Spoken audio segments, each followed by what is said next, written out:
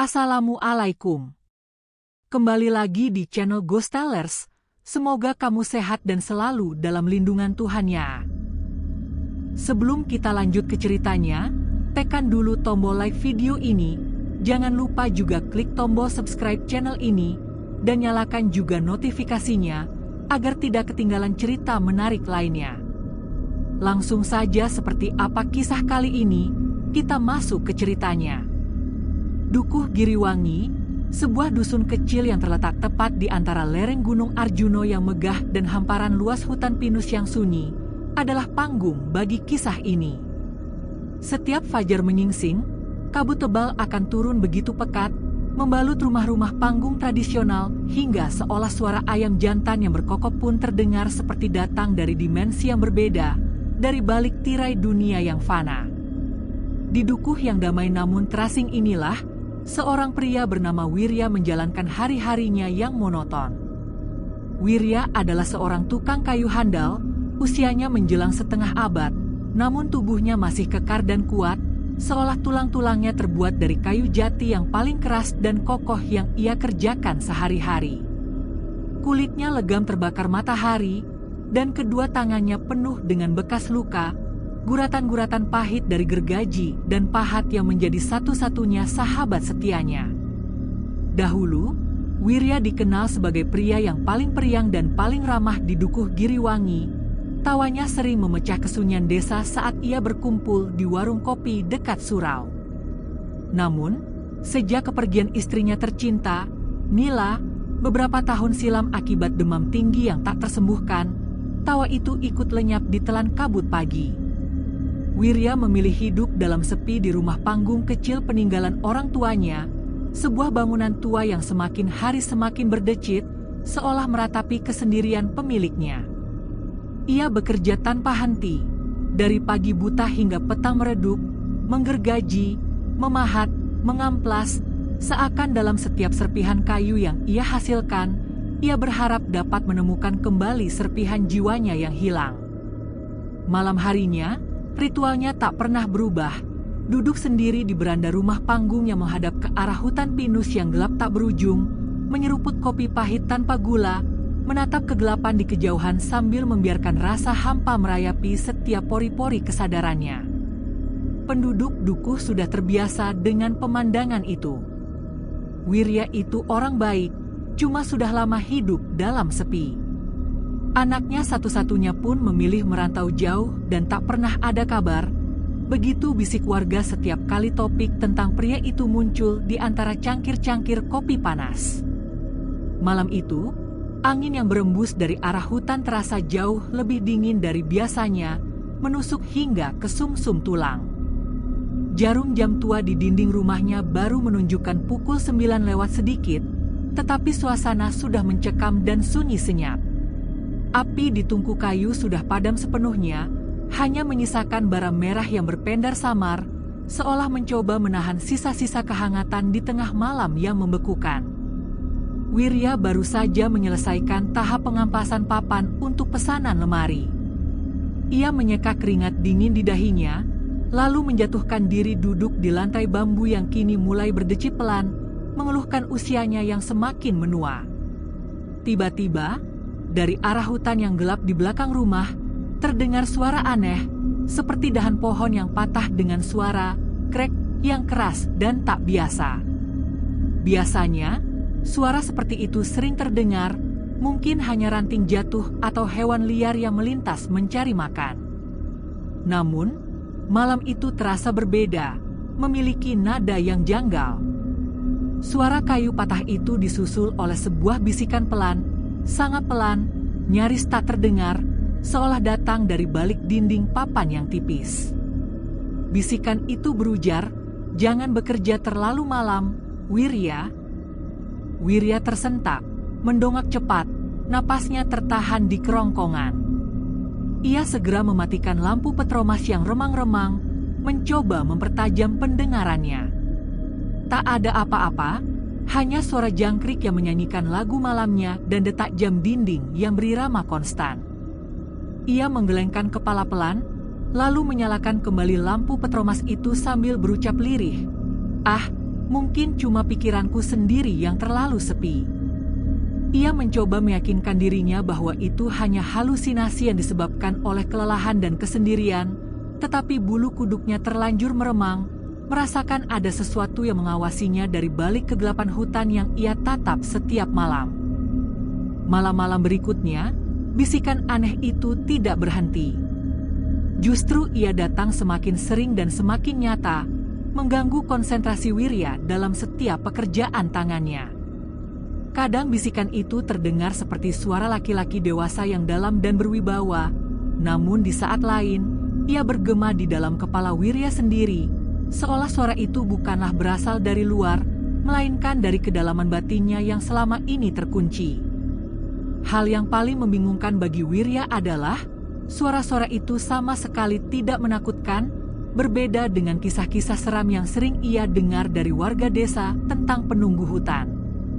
Sebaliknya, bisikan itu justru terasa sangat menenangkan, bahkan memberikan rasa nyaman, seolah benar-benar ada seseorang yang peduli dan mengkhawatirkan kesehatannya yang terus bekerja tanpa mengenal lelah. Wirya, hidup ini bukan cuma soal kerja keras. Ada yang jauh lebih penting daripada kayu dan pahat yang kau puja. Bisikan itu terdengar suatu malam, tepat di samping telinganya, seolah angin dingin yang lewat membawa pesan. Wirya selalu menoleh dengan cepat, mencari sumber suara di balik gelapnya sudut ruangan, namun tak pernah menemukan siapapun atau apapun. Suatu sore, saat Wirya sedang memperbaiki sebuah kursi tua milik kepala dukuh, bisikan itu kembali datang. Kali ini, ia tidak terdengar dari luar, melainkan dari balik pintu dapur yang tertutup rapat. Wirya menatap ke arah pintu itu, jantungnya berdegup kencang, memompa darah dengan irama yang tak karuan. Ia merasa tubuhnya kaku, matanya tak bisa lepas dari daun pintu bambu yang kusam itu. Perlahan, daun pintu itu berderit, terbuka sendiri dengan suara pelan, seolah didorong oleh hembusan angin yang sangat lembut, padahal semua jendela dan lubang ventilasi di rumah itu sudah ia tutup rapat-rapat sejak maghrib. Dari balik pintu yang terbuka itu, muncul sebuah bayangan. Wujudnya samar, tak jelas, seperti gumpalan kabut putih tipis yang mencoba membentuk sosok seseorang yang berdiri tegak. Sosok itu perlahan-lahan membentuk wujud menyerupai laki-laki, mengenakan jubah lusuh yang warnanya tak bisa ia pastikan dalam remangnya cahaya petromas. Wajahnya sama sekali tidak jelas, hanya sepasang matanya yang berkilat lembut, memancarkan cahaya yang menenangkan, sama sekali tidak menakutkan seperti yang ia bayangkan. Wirya spontan berdiri tegak, tetapi lidahnya keluh, tak mampu bersuara sedikit pun. Tubuhnya terasa kaku, seolah ia diikat oleh kekuatan tak kasat mata. Bayangan kabut itu bergerak, mendekat perlahan, lalu berhenti tepat di depan meja kerjanya yang penuh dengan serbuk kayu. "Jangan takut," suara itu terdengar, tenang dan dalam. "Aku tidak datang untuk mengganggumu, Wirya." Wirya menelan ludah yang terasa kering. Kau siapa?" tanyanya terbata-bata, mencoba menemukan kembali suaranya yang hilang. Sosok kabut itu menjawab dengan nada yang sama, menenangkan.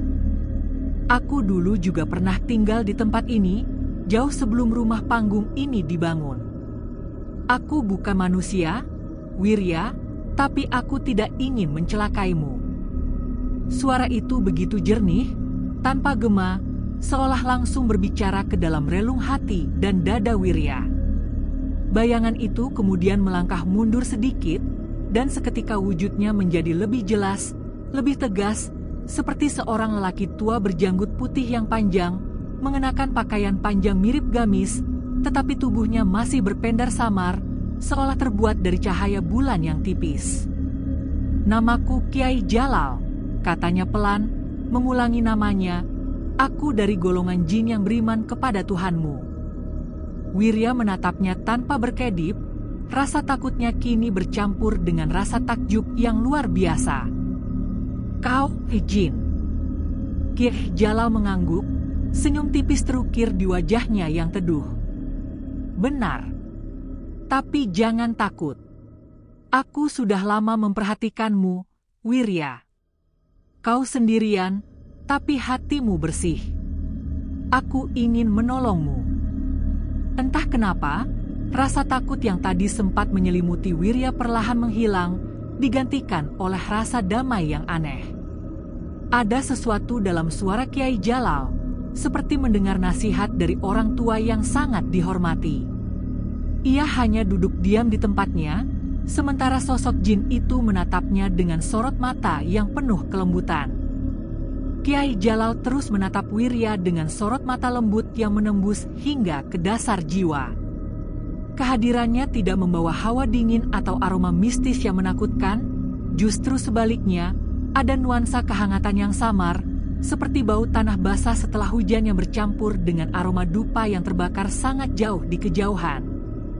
Pria tua itu, yang mengaku sebagai jin muslim, mulai berbicara lagi, menguak luka lama yang selama ini Wirya sembunyikan rapat-rapat di balik kesibukan pahat dan gergajinya.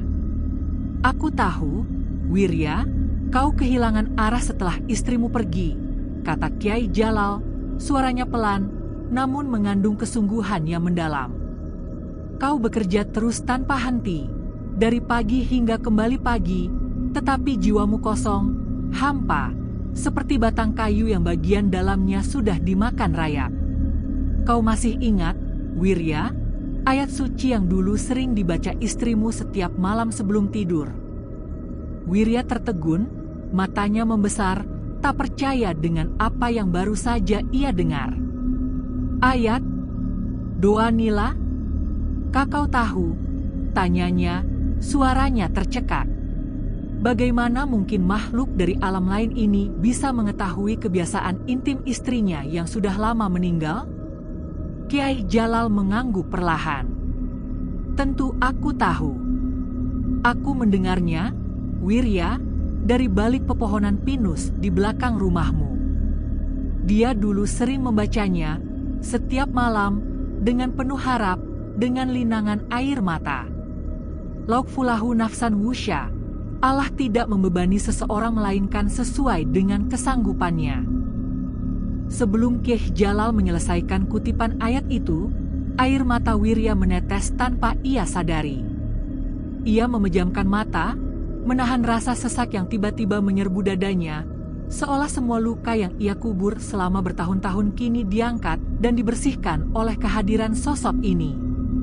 Ayat itu, ya, ayat itu adalah ayat favorit Nila yang sering ia lantunkan dengan suara merdu saat Wirya pulang larut malam dari pekerjaannya, seolah Nila sedang memohon agar suaminya diberi kekuatan untuk melalui hari-hari berat mereka.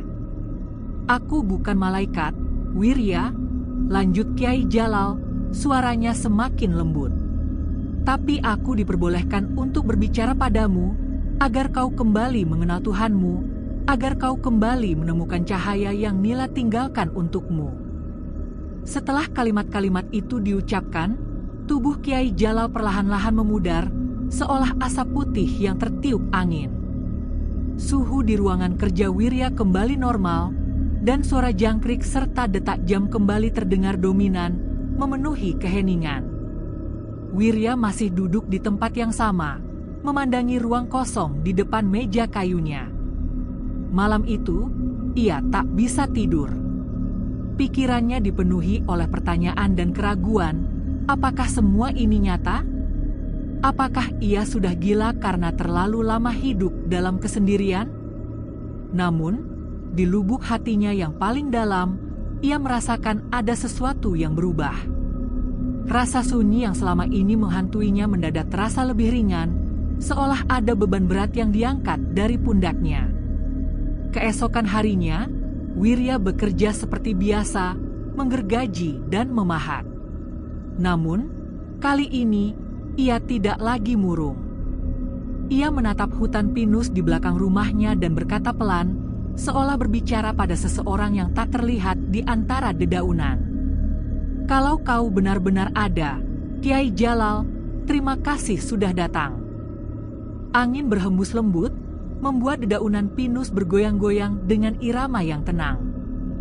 Dari kejauhan, samar-samar, Wirya mendengar suara seperti gumaman doa dalam bahasa Arab yang tidak sepenuhnya ia mengerti, sebuah lantunan lembut yang menyejukkan. Entah bagaimana, sejak malam itu, hidupnya mulai berubah sedikit demi sedikit. Ia belum menyadari bahwa perubahan kecil ini, yang dimulai dari bisikan dan air mata, adalah awal dari sesuatu yang jauh lebih besar, sebuah perjalanan spiritual yang tak terduga, yang akan menguji batas antara dunia manusia dan alam gaib yang beriman, sebuah ujian yang akan menuntunnya kembali kepada keikhlasan hati yang sejati. Sejak malam pertama pertemuannya dengan sosok yang menamai dirinya Kiai Jalal, hari-hari Wirya di Dukuh Giriwangi berjalan dengan cara yang aneh, namun paradoksnya terasa jauh lebih menenangkan. Ia tak lagi merasa benar-benar sendirian di rumah panggung tuanya. Setiap kali ia bekerja, memegang pahat atau mengayunkan gergaji, ia merasakan seperti ada kehadirannya menemaninya, bukan sebagai sosok menakutkan, melainkan seperti hembusan angin sepo-sepo yang membawa aroma wangi daun basah dan getah pinus yang segar. Suara burung hutan yang dulu hanya terasa seperti latar belakang sunyi kini terdari lebih hidup, lebih bersemangat, seolah ikut merayakan kehadiran Wirya. Pagi itu, Wirya sedang memahat ukiran daun pintu pesanan kepala dukuh. Tangannya bergerak cekatan, otaknya terlatih dalam menghasilkan karya seni dari sepotong kayu, tetapi pikirannya melayang, kembali memikirkan kejadian beberapa malam yang lalu.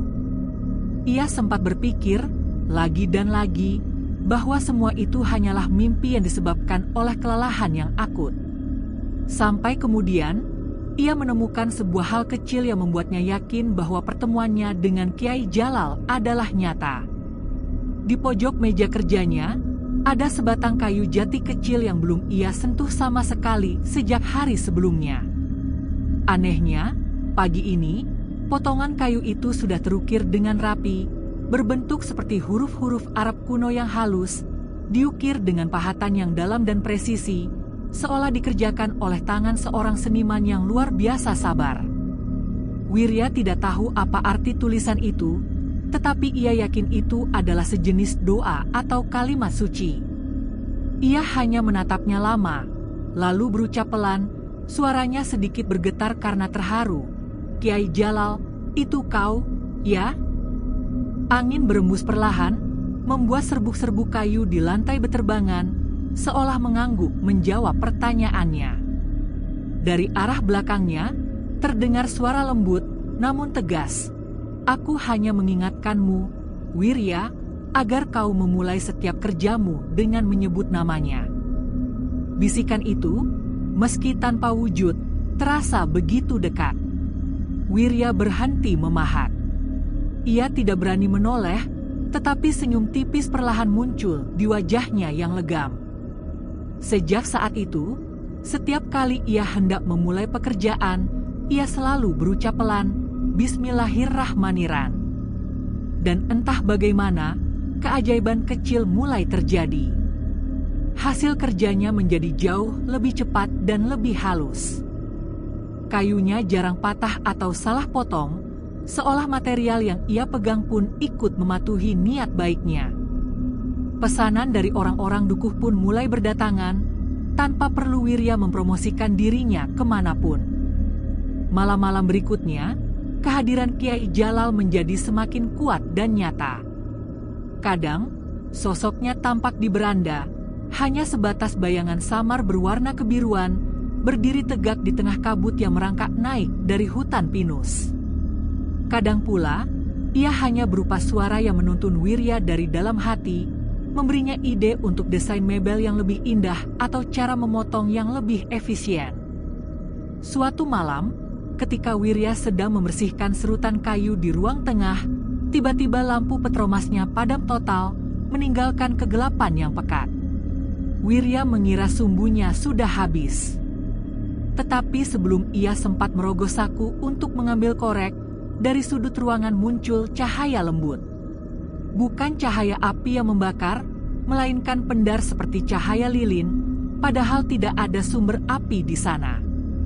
Jangan takut, suara Kiai Jalal terdengar lagi, kegelapan bukan selalu tanda keburukan.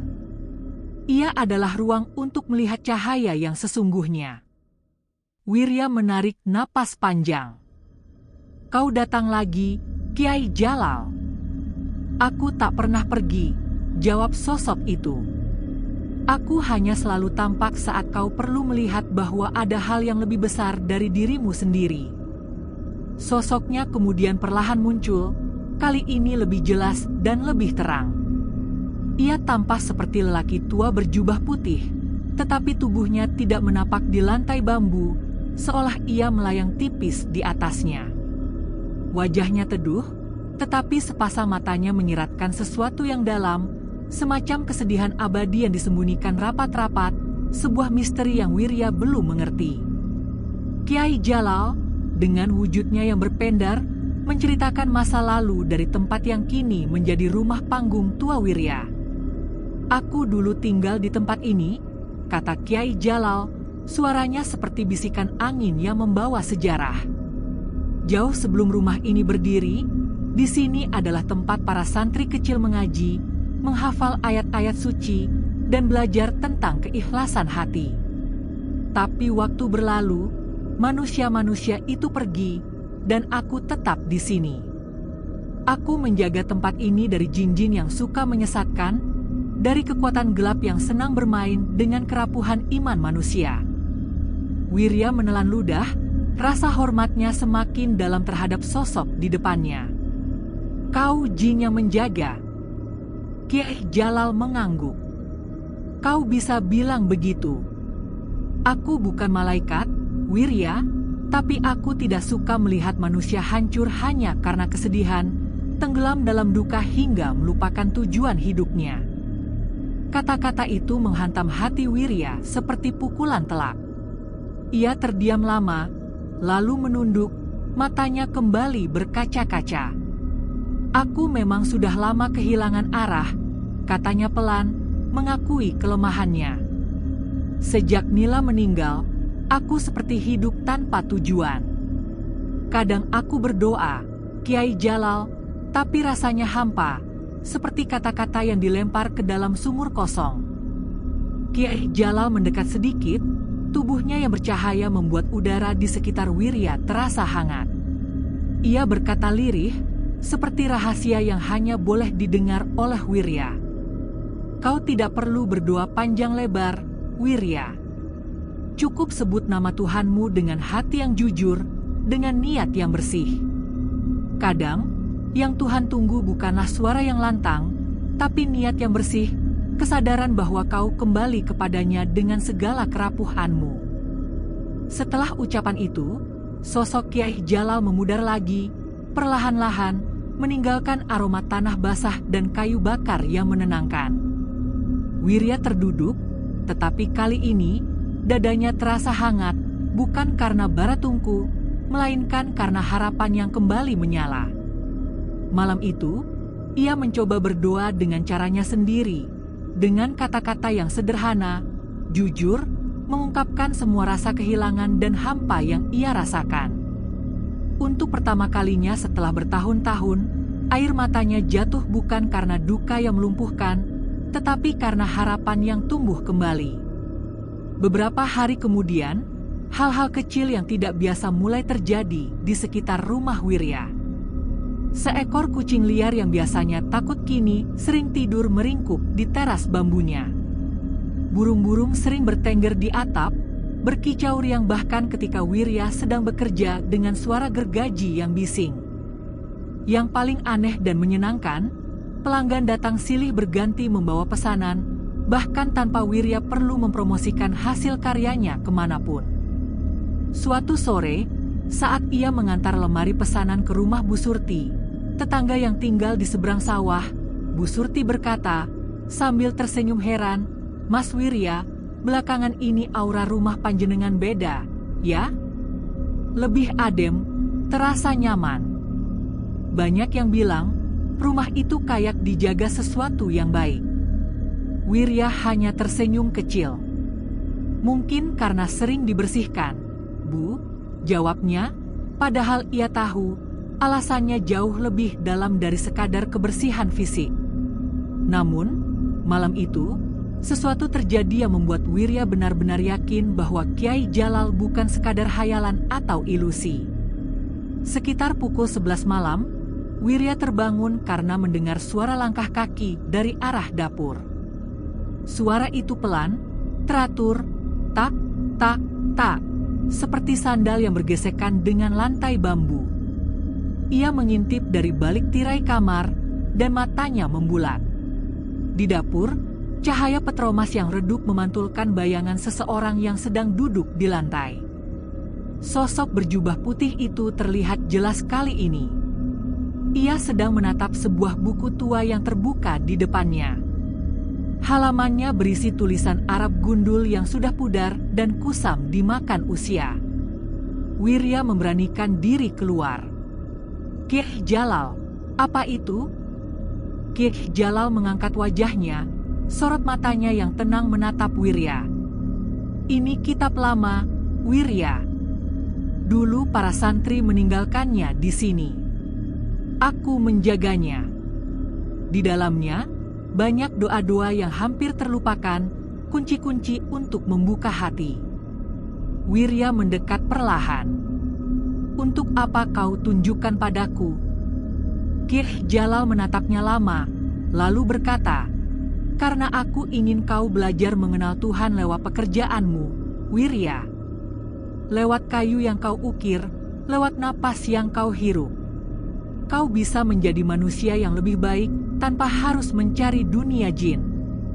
Tapi, kau harus bersih dulu di dalam hati, baru kekuatan doa itu akan menyertaimu." Malam itu, Wirya mendengarkan setiap kata Kiai Jalal tanpa berani menyela, merasa seperti sedang duduk di hadapan seorang guru besar yang telah menemukan rahasia alam semesta. Kiai Jalal terus menuntun Wirya dalam malam yang sunyi, mengajarkan lebih dari sekadar doa. Ia mengajarkan cara menata hati. Ia menjelaskan bahwa kekuatan sejati tidak terletak pada jimat atau mantra, melainkan pada niat yang tulus dan keikhlasan dalam setiap perbuatan. Ketika ayam jantan di kandang sebelah mulai berkokok, menandakan fajar hampir tiba, Kiai Jalal memudar lagi. Namun, kali ini, sebelum menghilang sepenuhnya, ia berpesan, "Jangan takut pada kesunyian, Wirya. Kadang, di sanalah Tuhan berbicara paling jelas." Sejak pagi itu, hidup Wirya kembali berubah, mengalami fase pendewasaan spiritual yang nyata. Ia mulai melaksanakan salat 5 waktu lagi, meski masih terbata-bata dalam membaca surat-surat pendek dan doa-doa. Ia juga mulai berani menolak beberapa tawaran kerja dari orang-orang yang dikenal suka menipu atau berbuat curang, meskipun sebenarnya ia sangat membutuhkan uang. Orang-orang di Dukuh Giriwangi mulai memperhatikan perubahan besar ini. "Wirya sekarang beda," kata Pak RT suatu hari, berbisik kepada tetangganya. Wajahnya lebih teduh dan ceria, sorot matanya tidak lagi kosong. Wirya hanya tersenyum setiap kali mendengarnya. Ia tidak berani menceritakan tentang Kiai Jalal kepada siapapun. Ia takut orang menganggapnya gila, atau, yang lebih buruk, menganggapnya bersekutu dengan jin. Padahal, yang ia rasakan justru sebaliknya. Ia sedang belajar menjadi manusia yang lebih baik. Namun, malam demi malam, kehadiran Kiai Jalal makin kuat, seolah meresap ke dalam pondasi rumah panggungnya. Kadang, ia muncul tanpa wujud, hanya berupa bisikan doa yang menenangkan. Kadang, ia tampak berdiri di pinggir hutan pinus, menatap rumah Wirya dari kejauhan, seperti seorang penjaga yang setia. Suatu sore, seorang pemuda bernama Tulus, anak dari kepala dukuh, datang menemuinya. "Pak Wirya, boleh saya tanya?" katanya ragu. "Ibu bilang, Bapak bisa kasih doa untuk usaha saya. Katanya, doa dari kayu yang Bapak buat bisa bikin berkah." Wirya tersenyum kecil, senyum yang kini lebih tulus daripada senyumnya bertahun-tahun yang lalu. "Bukan dari kayunya, Nak Tulus," jawab Wirya, nadanya lembut namun tegas. Berkah datang dari niat dan usaha yang jujur. Ia lalu mengambil sebatang kayu kecil, menulis huruf Arab, Ba, dengan pahat kecilnya, lalu berkata pelan, "Kalau kau mau, ambil ini. Tapi, jangan percaya pada kayu ini. Percayalah pada Tuhan yang memberi kayu tumbuh dan yang mengatur rezeki." Tulus mengangguk, pergi dengan wajah heran. Malamnya, ketika Wirya menceritakan hal itu kepada Kiai Jalal, sosok jin itu tersenyum, wajahnya memancarkan cahaya yang lebih terang. "Kau mulai mengerti, Wirya. Aku tidak datang untuk memberimu kekuatan gaib, tapi untuk menumbuhkan cahaya di hatimu. Itulah kekuatan yang sesungguhnya." Wirya menatapnya, rasa penasaran yang selama ini ia tahan akhirnya terlepas. "Kenapa aku, Kiai Jalal? Dari sekian banyak orang di dukuh ini, kenapa kau memilih aku?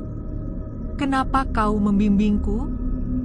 Pertanyaan itu membuat wajah Kiai Jalal sedikit berubah. Ada semacam keharuan yang terpancar dari matanya yang bercahaya, kesedihan yang telah ia sembunyikan selama berabad-abad. "Karena dulu, aku juga seperti dirimu, Wirya. Aku kehilangan arah." Kiai Jalal memulai ceritanya, suaranya terdengar lirih, nyaris seperti ratapan.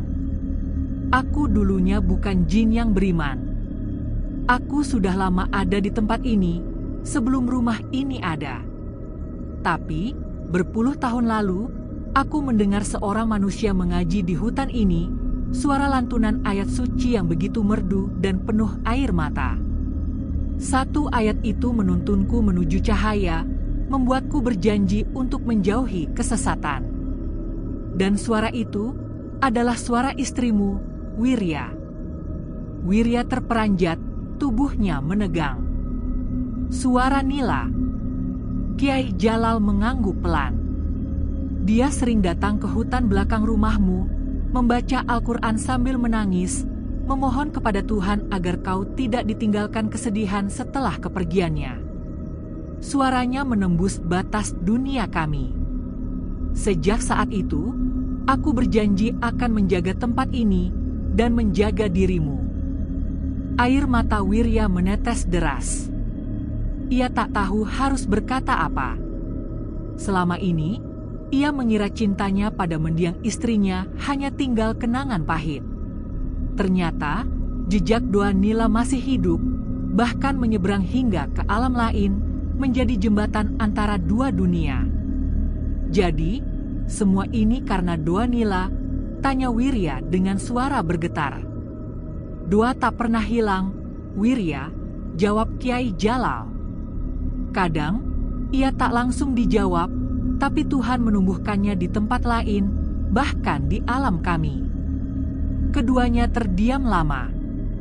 Hujan di luar telah berhenti, dan kabut pun mulai menipis, menampakkan langit malam yang tenang. Padahal masih dini hari. Kiai Jalal berdiri, tubuhnya tampak lebih terang dan lebih jelas daripada sebelumnya, seolah cahayanya semakin menguat setelah menceritakan rahasia masa lalunya. "Sekarang kau tahu kenapa aku datang, Wirya," katanya, suaranya kembali tegas. "Tapi, ingat, setiap cahaya akan mengundang bayangan. Ujianmu belum selesai." Wirya menatapnya dengan cemas. "Apa maksudmu, Kiai Jalal?" "Akan ada sesuatu. Akan ada sesuatu yang datang dari arah barat," jawab Kiai Jalal, matanya menyiratkan kewaspadaan yang tinggi. "Ia tidak suka engkau berubah. Ia akan mencoba mengacaukanmu, mencoba mengajakmu kembali pada kesepian dan keraguan yang pernah kau peluk erat. Jangan dengarkan bisikannya. Jika kau goyah, semua ini akan sia-sia." Hembusan angin tiba-tiba membuat pintu depan rumah panggung itu berderi pelan. Suasana berubah dingin secara mendadak, membuat Wirya merinding. Ia ingin bertanya lebih jauh tentang siapa sosok dari barat itu dan mengapa ia begitu membencinya, tetapi Kiai Jalal sudah lenyap, memudar menjadi udara yang bergetar halus dan meninggalkan aroma kayu cendana yang menenangkan. Malam itu, untuk pertama kalinya sejak lama, Wirya berdoa dengan suara keras, mengucapkan setiap kalimat dengan penuh keyakinan, mempersiapkan diri untuk menghadapi ancaman yang tak kasat mata. Beberapa malam setelah peringatan dari Kiai Jalal, hujan deras mulai turun di Dukuh Giriwangi. Langit tertutup tirai gelap yang tak berujung, dan suara petir menggetarkan jendela rumah panggung Wirya. Ia duduk di beranda, memeluk lututnya, memandangi hujan yang menghantam halaman dengan keras. Di tangannya, ia memegang segelas kopi hitam yang sudah dingin, sama seperti kopi yang ia minum saat ia masih hidup dalam kesepian. Biasanya, malam seperti ini akan membuatnya merasa sangat sepi, terasing dari dunia. Tapi, sejak kehadiran Kiai Jalal, rasa sepi itu punya bentuk, bukan lagi kekosongan, melainkan ruang sunyi di mana ia bisa berbicara dengan sesuatu yang memahami, dengan bimbingan yang tulus. Ia memejamkan mata, mencoba berbicara dalam hati. "Kiai Jalal, kau di sini?" Tak ada jawaban, hanya suara gemuruh hujan yang memekakkan telinga. Namun, beberapa saat kemudian, udara di sekitar beranda tiba-tiba berubah. Angin yang tadi berhembus dingin menusuk tulang kini terasa hangat, lembut membelai kulitnya. Dari balik tirai hujan yang tebal, muncul siluet samar, melangkah perlahan ke arah rumah. "Aku di sini," suara itu terdengar, lembut namun jelas, seolah datang dari dua arah sekaligus, dari sosok yang mendekat, dan dari dalam dada Wirya sendiri. Sosok Kiai Jalal kembali tampak.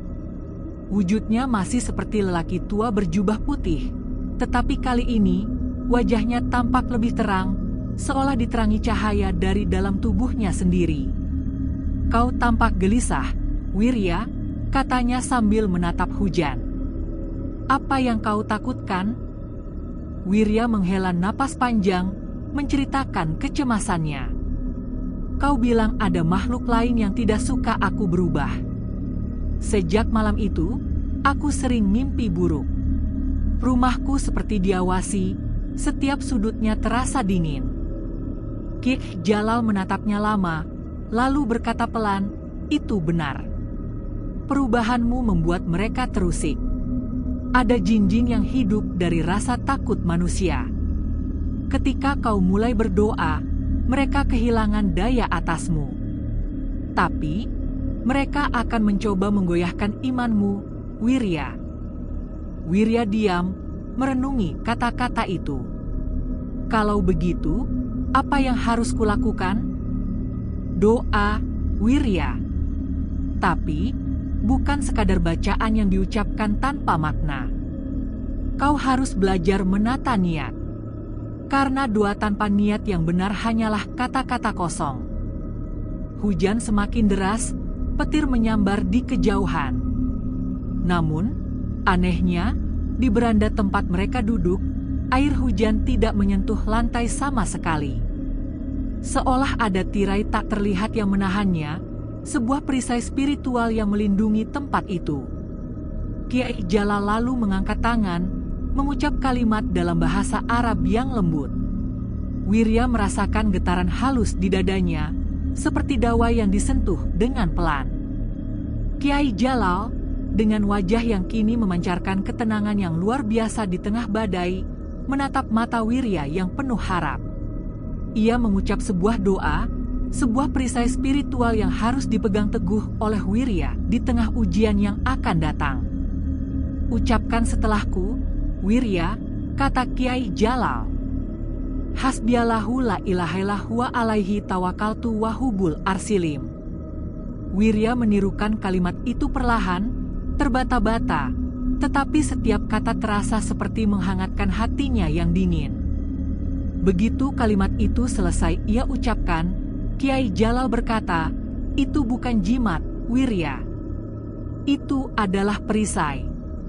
Bukan untuk melawan dengan kekuatan, tapi untuk menegakkan hatimu agar tak mudah goyah oleh bisikan keraguan." Sejak malam itu, Wirya mulai rutin membaca doa yang diajarkan Kyai Jalal setiap habis maghrib.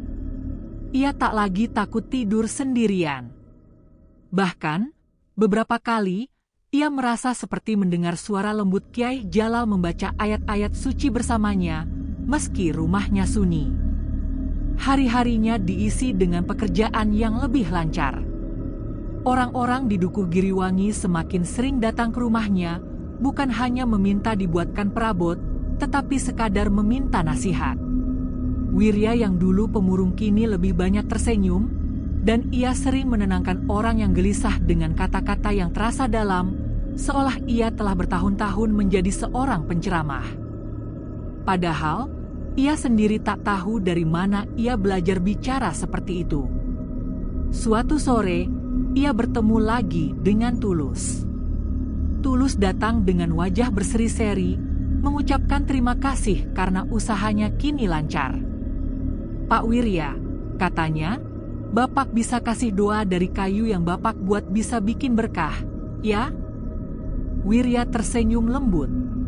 Berkah datang dari niat dan usaha yang jujur, Nak Tulus. Malamnya, Kyai Jalal kembali menampakkan diri. "Kau mulai mengerti, Wirya," katanya lembut. "Aku tidak datang untuk memberimu kekuatan gaib, tapi untuk menumbuhkan cahaya di hatimu." Wirya menatapnya. "Kenapa aku, Kyai Jalal?" Pertanyaan itu terulang lagi, tetapi kali ini dengan pemahaman yang lebih dalam. Wajah Kyai Jalal kembali menunjukkan keharuan. "Karena dulu aku juga sepertimu. Aku kehilangan arah. Tapi, aku mendengar suara nila mengaji di hutan ini berpuluh tahun lalu. Satu ayat itu menuntunku menuju cahaya. Dan aku berjanji akan menjagamu." Air mata Wirya menetes. "Jadi, semua ini karena doa nila?" "Doa tak pernah hilang, Wirya. Kadang, Tuhan menumbuhkannya di tempat lain, bahkan di alam kami," jawab Kyai Jalal.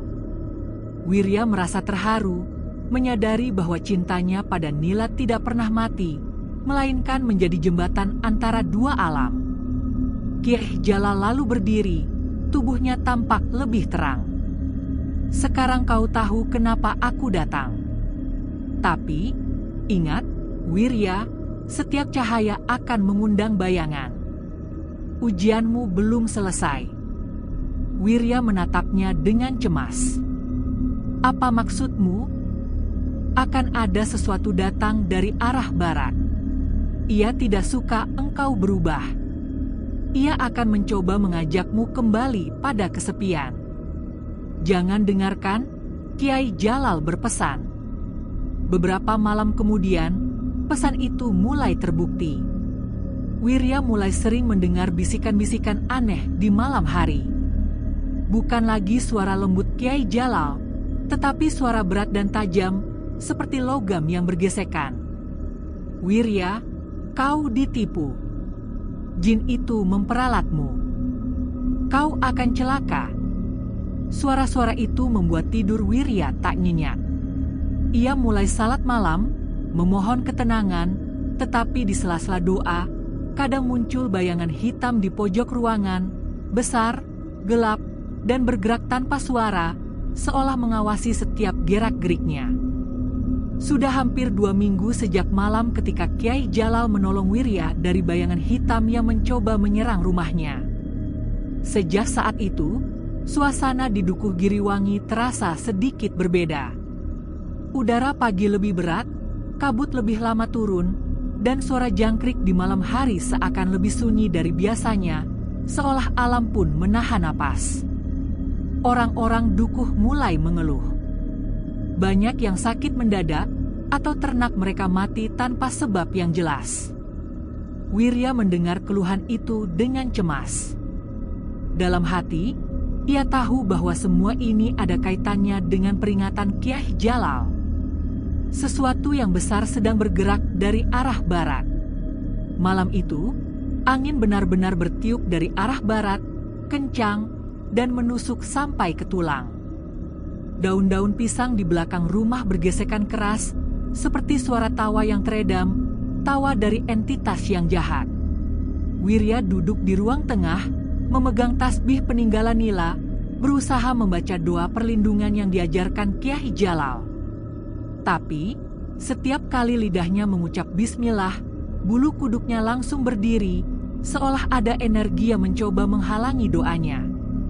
"Kyai Jalal," bisiknya pelan, "kau di sini?" Tak ada jawaban, hanya angin yang menderu kencang. Lalu, tanpa peringatan, pintu belakang rumah Wirya terbuka lebar dengan bunyi brak yang keras. Angin dingin menyerbu masuk, memadamkan lampu petromas seketika. Rumah Wirya gelap total, diselimuti kegelapan yang pekat. Dalam gelap itu, Wirya mendengar suara berat, serak, dan bergema, seolah datang dari segala arah, dari langit dan bumi sekaligus. "Jadi, ini manusia yang kau lindungi, Jalal?" Wirya membeku. Ia tahu, suara ini bukan suara Kyai Jalal. Suaranya kasar, menekan dada, dan membuat udara terasa kental, sulit untuk dihirup. "Tak seharusnya kau ikut campur urusan manusia, Jalal. Dunia kami dan mereka tak boleh bersinggungan sedalam ini," suara itu menggeram. Dari kegelapan, muncul cahaya samar, namun bukan cahaya lembut seperti milik Kyai Jalal, melainkan cahaya kemerahan seperti bara api yang membara. Cahaya itu perlahan membentuk wujud sosok tinggi besar. Matanya berkilat merah menyala, dan kulitnya kelabu gelap seperti arang yang hangus. Wirya ingin berteriak, ingin lari, tetapi suaranya tercekat di tenggorokan. "Kau siapa?" tanya Wirya, mencoba menguatkan suaranya. "Aku disebut Prabu Kalaraksa di antara kami," jawab suara itu, nadanya penuh kesombongan. "Aku penjaga perbatasan barat hutan ini. Kau telah menarik perhatianku dengan doa-doamu yang tidak seharusnya terdengar di sini, manusia lemah." Tiba-tiba, suara lain menjawab, tenang namun tegas, "Cukup, Kalaraksa." Cahaya putih lembut muncul dari sisi lain ruangan. Kyai Jalal berdiri di sana, kali ini dengan wujud yang lebih jelas dan lebih tegas, hampir seperti manusia sungguhan, tetapi langkahnya tidak menimbulkan suara. Prabu Kalaraksa mendesis, suaranya seperti ular raksasa yang marah. "Kau, Jalal, selalu berpihak pada manusia. Lupa asalmu?" Kyai Jalal menatapnya dengan mata teduh. "Aku tidak lupa asal, Kalaraksa. Justru karena aku tahu asal, aku memilih jalanku. Jangan ganggu dia. Wirya bukan manusia serakah. Ia hanya belajar mengenal Tuhannya. Kau datang untuk mengujinya, tapi kau menodai niat itu dengan kebencianmu." Prabu Kalaraksa menggeram pelan. Udara di ruangan makin dingin. Lantai bambu bergetar hebat. Wirya memegangi dadanya, berdoa dalam hati sekuat yang ia mampu. Prabu Kalaraksa mendesis, menunjukkan kemarahannya yang mendalam terhadap Kyai Jalal. "Kau menentang titah tua, Jalal. Kau tahu akibatnya jika kau terus melindungi manusia lemah ini." Suara Prabu Kalaraksa mengancam, memancarkan aura kegelapan yang begitu kuat sehingga Wirya merasa seolah paru-parunya tertekan. "Kalau itu harga yang harus kubayar untuk membantu manusia yang tulus hatinya, aku siap," jawab Kyai Jalal, nadanya tidak gentar sedikit pun. Tiba-tiba, Prabu Kalaraksa mengangkat tangannya yang besar dan gelap. Angin berputar di dalam rumah, membentuk pusaran yang membuat barang-barang berterbangan. Kayu, pahat, dan gelas-gelas pecah berhamburan, menghantam dinding dan lantai bambu. Wirya terdorong ke dinding, menahan rasa takut yang menggigit dan nyeri di sekujur tubuhnya. Ia hanya sempat mendengar Kyai Jalal berseru keras, suaranya dipenuhi urgensi yang mendesak. berlindunglah dengan namanya, Wirya. Ucapkan yang kau hafal. Tanpa berpikir panjang, Wirya, yang sudah berada di ambang batas kesadarannya, secara spontan berteriak, mengumpulkan seluruh kekuatannya untuk melawan rasa takut yang melumpuhkannya.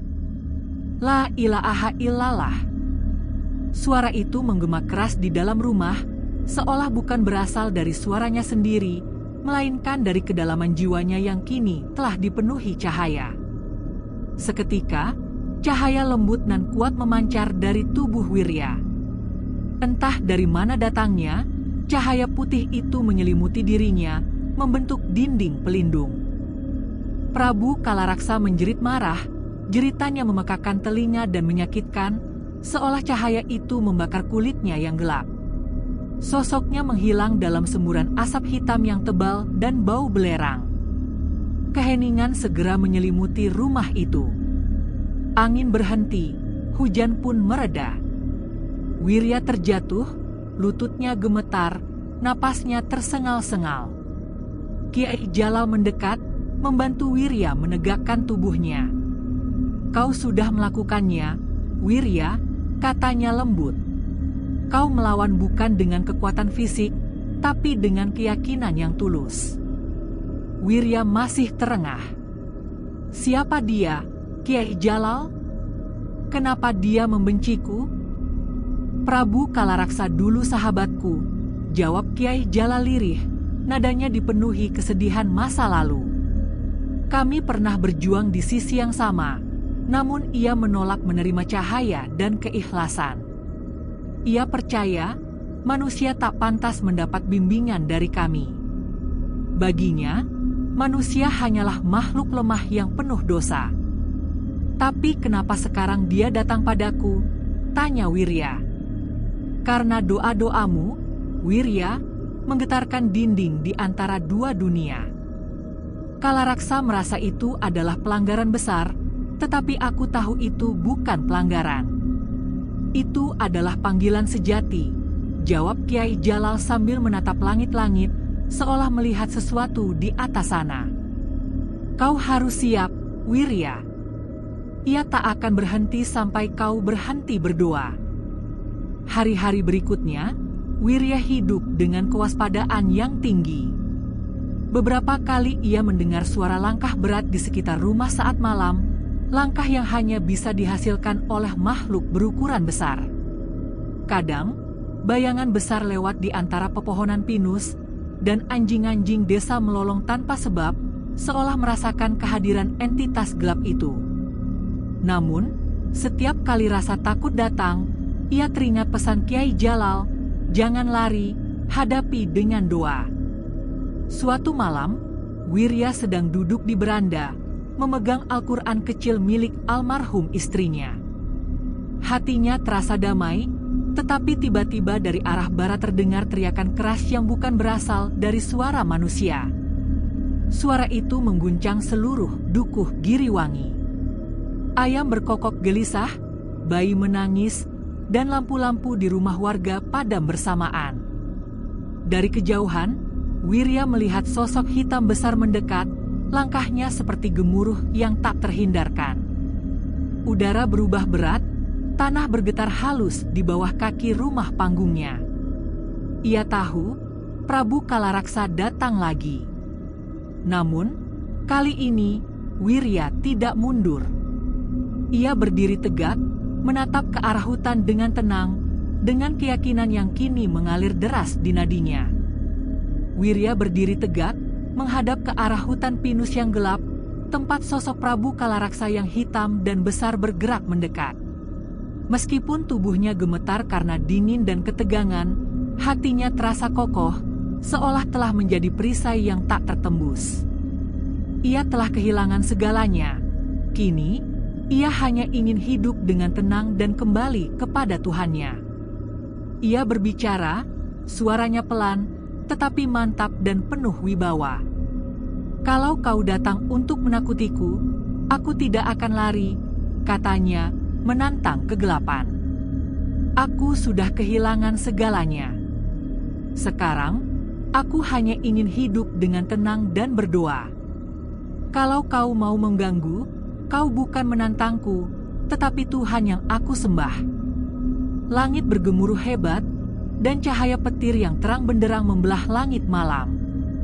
Dari balik kilat yang memutih itu, Ki Jalal muncul, berdiri di sisi Wirya, seolah mengambil posisi sebagai pelindung dan sahabat. Wajahnya bersinar terang, memancarkan aura ketenangan yang kontras dengan badai di sekitar mereka. Kau tak sendiri, Wirya, kata Kiai Jalal. Kita lawan ini bukan dengan amarah, tapi dengan cahaya keyakinan. Kiai Jalal mengangkat tangannya, mengucap kalimat yang sama seperti dulu, kalimat perisai yang telah menjadi pegangan hidup Wirya. Hasbiyallahu la ilaha illallah. Wirya mengikutinya. Kali ini, tanpa keraguan sedikit pun, suaranya berpadu dengan suara Kiai Jalal, menciptakan resonansi yang kuat. Cahaya putih lembut menyelimuti seluruh halaman rumah panggung Wirya, menjangkau hingga ke ambang hutan pinus. Prabu Kalaraksa berhenti di ambang hutan. Matanya merah membara karena kebencian, tetapi tubuhnya perlahan memudar, seolah tertolak oleh kekuatan yang tak bisa dilawannya. Cahaya lembut itu terasa seperti tembok spiritual yang memisahkan dunia terang dan dunia gelap. Sebelum lenyap sepenuhnya, suara berat Prabu Kalaraksa terdengar menggema di udara, penuh ancaman yang tertunda. Ini belum selesai, Jalal. Dunia manusia bukan tempatmu. Lalu, semuanya hening. Angin berhenti, tidak ada lagi gemuruh. Hanya suara detak jantung Wirya yang masih cepat dan napasnya yang terengah-engah. Kiai Jalal menatap langit yang mulai cerah, menunjukkan bahwa fajar akan segera tiba. Ia akan pergi sementara, kata Kiai Jalal, nadanya serius, tapi ia akan kembali dengan cara lain. Bukan dengan kekerasan, melainkan dengan bisikan. Bisikan keraguan. Kiai Jalal menatap Wirya dalam-dalam. Ia akan menggoda hatimu, Wirya. Membuatmu ragu pada doa, pada kehadiran Tuhan, bahkan padaku. Itulah ujian terberatmu. Bukan melawan yang tampak, tapi yang bersembunyi di dalam pikiranmu. Wirya menatap Kiai Jalal dengan mata basah. Aku akan berpegang pada doa, Kiai Jalal. Tapi, janjilah satu hal, jangan tinggalkan aku. Kiai Jalal tersenyum. Wajahnya mulai memudar bersama angin pagi. Aku takkan pergi, Wirya. Tapi, suatu saat kau tak akan butuh aku lagi. Karena kau akan belajar bicara langsung padanya, tanpa perantara. Setelah kalimat itu, hanya keheningan yang tersisa. Di langit barat, awan pekat yang tadi menyelimuti perlahan terbelah, menampakkan bulan purnama yang pucat, seolah dunia dua alam itu baru saja mencapai kesepakatan damai yang rapuh. Namun, di balik sinar bulan itu, Wirya tahu ujian sesungguhnya belum berakhir, karena musuh yang paling berbahaya bukanlah yang datang dari luar, tetapi yang berbisik di dalam hati, musuh yang bernama keraguan. Sudah hampir 2 bulan berlalu sejak malam ketika Prabu Kalaraksa lenyap di bawah cahaya doa. Dukuh Giriwangi kembali tenang. Angin dari arah barat tak lagi membawa bau anyir yang menjijikkan, dan hutan pinus kini terasa lebih hidup. Namun, di dalam hati Wirya, sesuatu mulai berubah, bukan ketakutan, melainkan keraguan, sebuah hal yang bahkan lebih berbahaya dari gangguan jin sekalipun. Ia mulai bertanya-tanya dalam hati, apakah semua ini benar-benar nyata? Apakah Kiai Jalal memang jin yang baik, atau hanya ilusi dari pikiranku yang kesepian dan mendambakan teman? Pertanyaan itu terus berputar setiap malam, seperti bisikan lembut yang menusuk dan menggerogoti keyakinannya. Kiai Jalal jarang menampakkan diri lagi. Wirya masih merasakan kehadirannya, kadang-kadang hembusan angin hangat di dalam rumah, atau bayangan putih yang lewat cepat di pojok matanya. Tetapi, Kiai Jalal tak berbicara, dan di sanalah celah itu muncul, celah tempat bisikan lain menyelinap masuk. Malam itu, saat Wirya duduk di depan tungku kayu, ia mendengar suara samar dari arah jendela. Suara itu sangat mirip dengan suara Kiai Jalal, tenang, lembut, bahkan nadanya serupa. "Wirya, aku di sini." Wirya menoleh cepat. "Kiai Jalal, kau kembali." "Aku tak pernah pergi," jawab suara itu. "Tapi, aku mulai sadar kau sudah cukup kuat untuk berdiri sendiri. Kau tak perlu lagi doa yang panjang. Cukup percaya pada dirimu sendiri, Wirya." Wirya mengernyit. "Percaya pada diriku sendiri? Tapi bukankah kau bilang kekuatan hanya datang dari Tuhan?"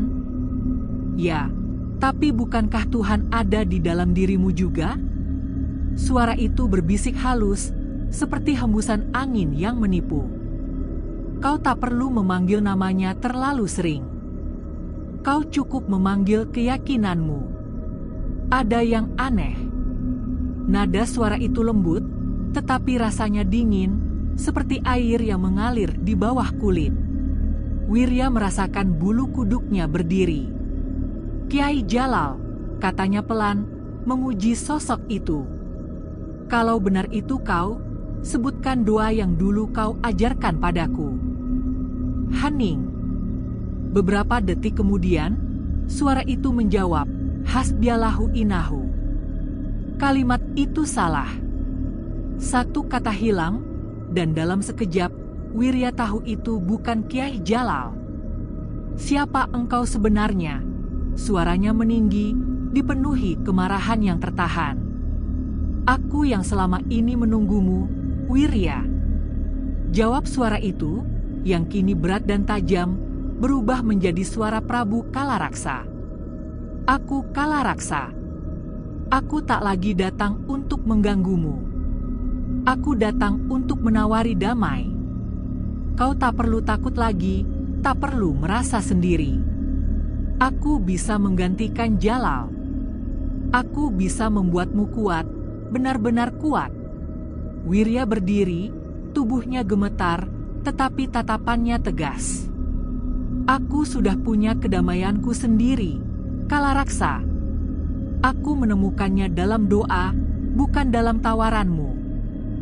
Suara Prabu Kalaraksa mendesis marah, dan tiba-tiba ruangan menjadi gelap total.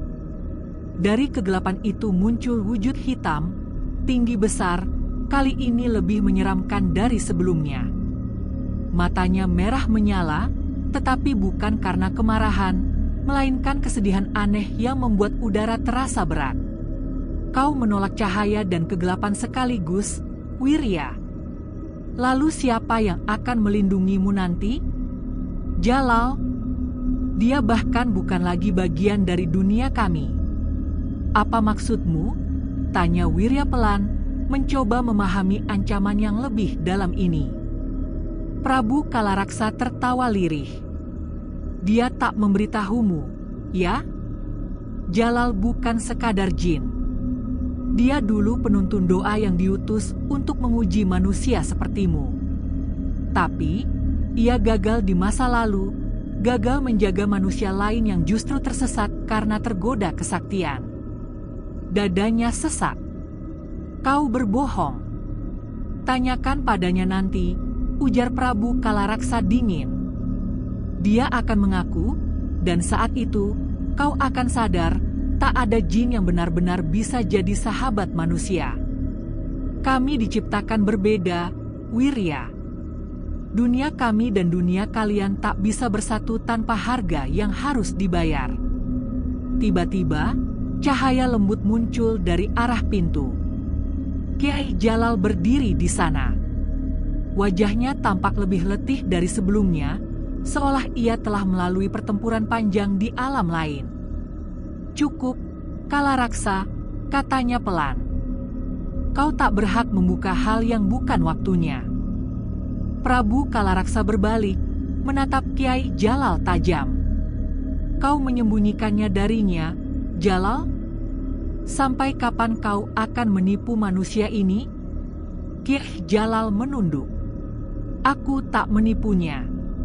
Aku hanya ingin ia tumbuh tanpa beban masa lalu. Wirya menatap Kiai Jalal, bingung dan terluka oleh pengakuan yang mengejutkan ini. Apa maksudnya? Apa yang dia bicarakan, Kiai Jalal? Kiai Jalal berjalan pelan mendekat. Cahaya di sekitarnya bergetar, seperti lilin yang hampir padam. Kalaraksa berkata benar sebagian, Wirya, ia mengakui, nadanya dipenuhi penyesalan.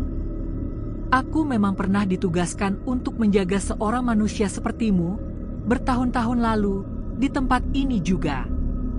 Tapi, manusia itu tergoda oleh kesaktian yang ia cari sendiri. Ia tersesat dan mati dengan hati yang gelap. Aku gagal, Wirya. Karena itu, aku dihukum untuk menebusnya dengan manusia lain tanpa melanggar batas yang telah ditentukan. Dan manusia itu adalah aku, tanya Wirya, suaranya tercekat. Bukan. Tapi, mungkin kau adalah kesempatan terakhirku untuk menebus kesalahan itu. Suara Kiai Jalal makin lirih. Cahaya di tubuhnya mulai berpendar dan meredup. Tapi, aku terlalu lama berada di duniamu, Wirya. Batasnya hampir habis. Aku bisa lenyap kapan saja. Dunia kami tak mengizinkan jin sepertiku terus tinggal di sisi manusia. Wirya melangkah maju, matanya berkaca-kaca. Tidak, Kiai Jalal, kau tak bisa pergi. Aku belum siap. Kau sudah seperti saudara bagiku. Kiai Jalal tersenyum, namun matanya redup, memancarkan kesedihan. Itulah tujuanku, Wirya. Bukan untuk tinggal, tapi untuk membuatmu berdiri sendiri. Prabu Kalaraksa mengeluarkan desisan panjang, puas karena rencananya berhasil memecah belah persahabatan itu. Akhirnya kau sadar tempatmu, Jalal. Kau salah, Kalaraksa, jawab Kiai Jalal dengan suara tegas yang tiba-tiba menguat. Aku sadar bahwa Tuhan memberi jalan bagi setiap makhluk, bahkan jin sepertiku, untuk menebus kesalahan. Dan Wirya adalah jalanku menuju cahaya.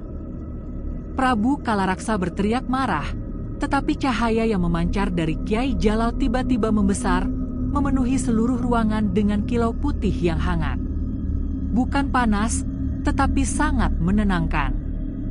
Wirya merasakan tubuhnya ringan, dadanya lapang, matanya basah oleh air mata tanpa tahu mengapa. Ketika cahaya itu mulai mereda, Prabu Kalaraksa sudah tak ada. Setelah cahaya yang melenyapkan Prabu Kalaraksa mereda, Kiai Jalal kini berdiri di ambang pintu rumah panggung, tubuhnya hampir transparan, seperti kabut pagi yang diterpa sinar matahari pertama.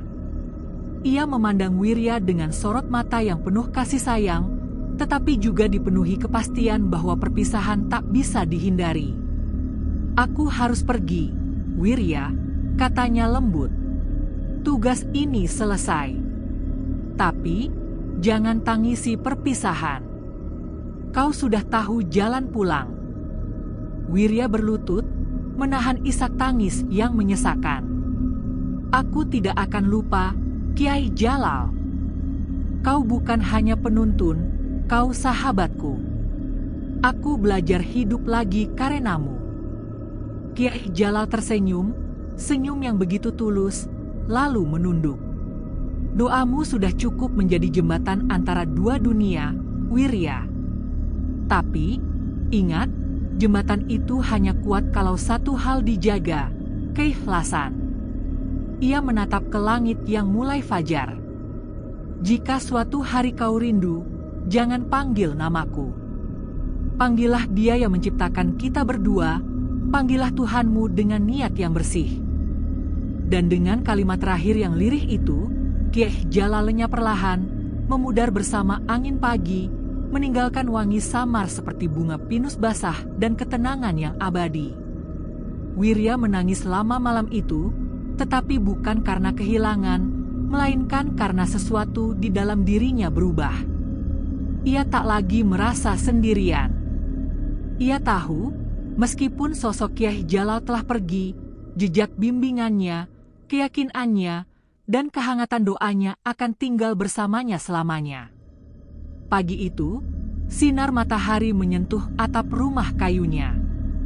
Burung-burung berkicau lagi di pepohonan. Wirya duduk di beranda, membuka Al-Quran kecil milik istrinya, Nila, dan membaca ayat demi ayat dengan suara pelan tapi mantap. Tak ada cahaya aneh, tak ada suara gaib, hanya kedamaian yang nyata. Sebuah kedamaian yang ia temukan bukan di dunia jin, melainkan di dalam hatinya sendiri. Ia tahu, di antara bisikan angin pagi, mungkin masih ada sahabat lamanya yang menatap dari kejauhan, tersenyum bangga. Tetapi, kini Wirya sudah siap berjalan sendiri. Dengan keyakinan yang lebih dalam dari sebelumnya, ia berbisik pada dirinya sendiri. Ternyata, bersahabat dengan makhluk Tuhan bukan soal alamnya, bukan soal wujudnya, tapi soal hatinya, soal keikhlasan dalam menerima dan memberi cahaya. Dan di langit yang bening, sekelebat cahaya putih melintas pelan, seperti ucapan selamat tinggal yang tak perlu kata. 3 bulan berlalu sejak malam terakhir Wirya melihat Kyai Jalal. Dukuh Giriwangi perlahan kembali seperti dulu, damai, sejuk, dan penuh tawa. Namun, bagi Wirya, setiap pagi kini terasa berbeda. Ia bangun dengan rasa syukur yang tak bisa dijelaskan, seolah setiap hembusan napasnya adalah bentuk ucapan terima kasih yang tak terucapkan kepada Sang Pencipta. Ia sudah tak mendengar bisikan, tak melihat cahaya, tak mencium wangi pinus di dalam rumahnya setiap malam, namun ada sesuatu yang lain yang menggantikan semua sensasi spiritual itu, ketenangan. Sebuah ketenangan yang dulu tak pernah ia miliki, yang kini menjadi penghuni tetap di ruang hatinya. Wirya bukan lagi tukang kayu yang bekerja hanya untuk bertahan hidup. Ia mulai dikenal di Dukuh sebagai orang yang sering menolong tanpa banyak bicara, sebuah manifestasi nyata dari keikhlasan yang diajarkan Kyai Jalal. Jika ada rumah yang roboh, Wirya datang lebih dulu dengan peralatan tukang kayunya. Jika ada anak kecil kehilangan mainan, Wirya buatkan yang baru dari sisa kayu. Dan kalau ada warga yang sakit atau bersedih, ia datangi diam-diam, duduk di serambi, membacakan doa tanpa pamrih, tanpa mencari pujian atau balasan. Suatu sore, ketika matahari mulai turun di balik pinus, Wirya berjalan ke tepi sungai kecil di belakang rumahnya. Tempat itu dulunya sering ia datangi bersama Nila. Kini, tempat itu sepi, tetapi tidak lagi terasa sunyi. Ia duduk di batu besar yang dingin, menatap air yang mengalir lambat. "Sudah lama ya," katanya pelan, seolah berbicara pada udara yang kosong. "Kalau kau masih di sini, Kyai Jalal, aku cuma mau bilang, aku baik-baik saja." Angin berembus perlahan. Daun bambu bergetar lembut, mengeluarkan suara yang terdengar seperti jawaban samar. Entah kenapa, Wirya tersenyum, senyum yang murni dan tulus. Ia tahu, jawaban itu tidak perlu wujud, tidak perlu suara. Pada suatu malam di bulan Syaban, Wirya bermimpi. Ia berada di hutan pinus yang sama, tetapi kali ini langitnya cerah, bintang bertabur seperti mutiara yang tak terhitung jumlahnya. Di ujung jalan setapak, berdiri sosok bercahaya putih, mengenakan jubah panjang. Wajahnya samar, tetapi menenangkan. Sosok itu melangkah pelan ke arahnya. "Kyai Jalal." Suara Wirya bergetar dalam mimpinya. Sosok itu tidak menjawab, hanya tersenyum. Ketika ia hampir mendekat, sosok itu mengangkat tangan, lalu menunjuk ke arah langit. Di sana, di antara bintang-bintang yang tak terhitung, Wirya melihat satu cahaya yang lebih terang dari yang lain, berkedip lembut. Dan entah kenapa, Dadanya terasa hangat, dipenuhi rasa damai yang mendalam. Ia terbangun dengan air mata di pipi, tetapi hatinya tenang. Ia tahu, itu bukan mimpi biasa. Itu adalah perpisahan yang sesungguhnya, salam terakhir dari alam yang dulu ia kenal dengan takut, tetapi kini dengan syukur yang mendalam. Kiai Jalal datang untuk menunjukkan bahwa kesepian bisa diisi dengan doa, bukan dengan keputusasaan. Suara azan subuh dari surau kecil terdengar, menembus kabut pagi yang baru turun. Wirya tersenyum, lalu menatap langit yang perlahan berubah warna keperakan. "Terima kasih, sahabat," bisiknya. "Doamu masih tinggal di sini." Dengan ketenangan yang ia miliki kini, Wirya melangkah menuju air wudhu, siap menyambut fajar dengan hati yang telah menemukan cahaya sejati, cahaya yang tidak akan pernah padam.